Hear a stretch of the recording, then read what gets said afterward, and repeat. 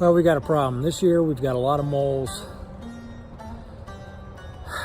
tearing up behind the house, and I'm sick of it. So I wanted to show what they're doing and then the solution. This entire area behind the house is just tore up all fall and then winter with moles.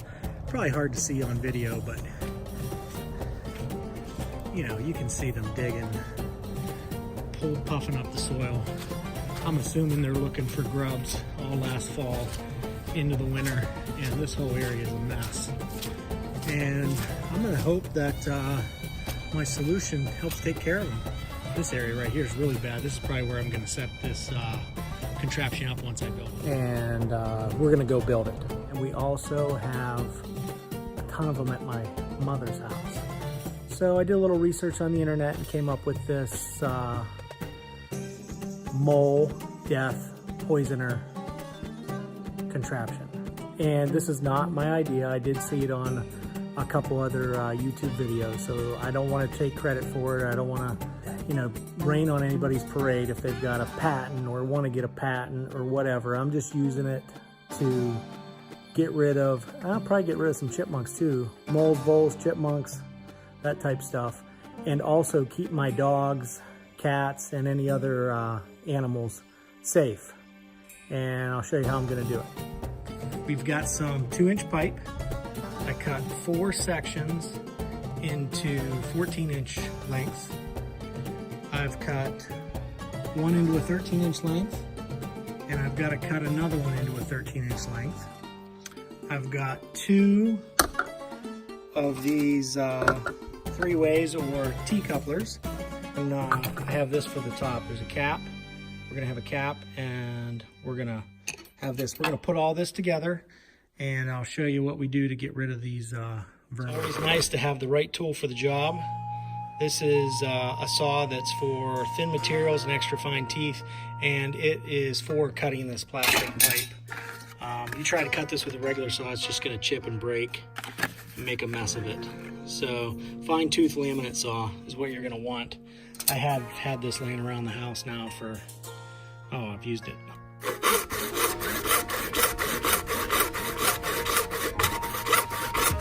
Okay, now for a quick assembly, we're gonna take our T-piece and insert our 14 inchers. I put the writing down so that, you know, you don't see it when it's laying on the ground, and you'll see what I mean once it's assembled. So you do this. Oh yeah, one-handed. Nice. You do the other one one-handed. Get the T-piece with the 2 14 inchers on each side, and then you put the 13 incher in the middle, and then on top you're going to put your cap, and we'll see what this is for in just a minute. So you got your T-piece, 14 inch on each side, 13 inch coming out the top, and you have a 2-inch coupler onto a screw cap. This is the cap. It's got the threads. It screws, and we'll go through the steps to complete the project here in a moment. These measurements, 14 inches, 13 inches, blah, blah, blah, that's just something that I made up. I didn't see these measurements anywhere on any of the other internet research that I did. So your 2 caps, on the top of the cap, you're going to want to drill a hole.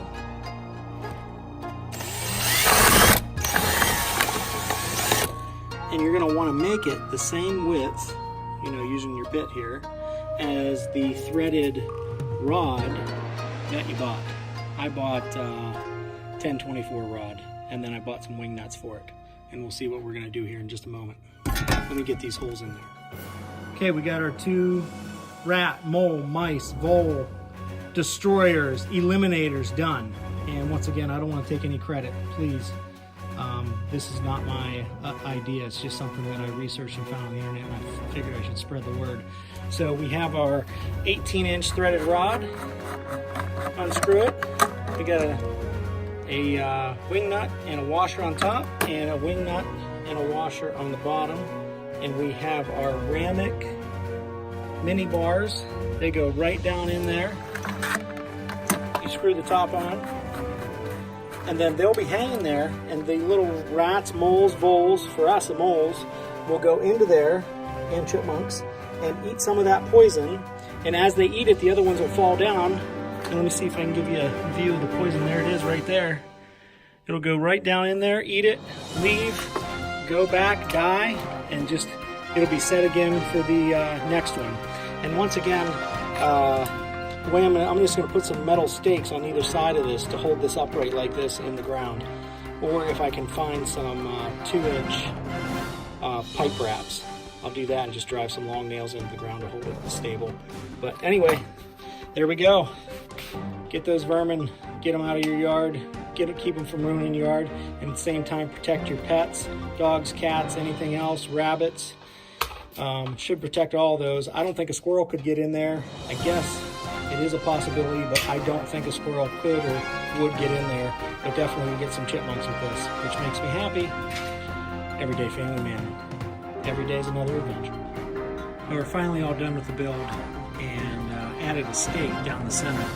And that's just going to keep that top from falling over. And then we got the 2 wire stakes, and that's just to keep it in the right spot. It's between that center stake and the 2 wires that should not move. And just wanted to show the finished product before we go set it up. Out in the yard, back here, and what better day than a rainy day to build a mole destroyer, mole killer. I love it. So we're going to set this up and show you what's going to happen here. Simply going to push this stake down into the ground.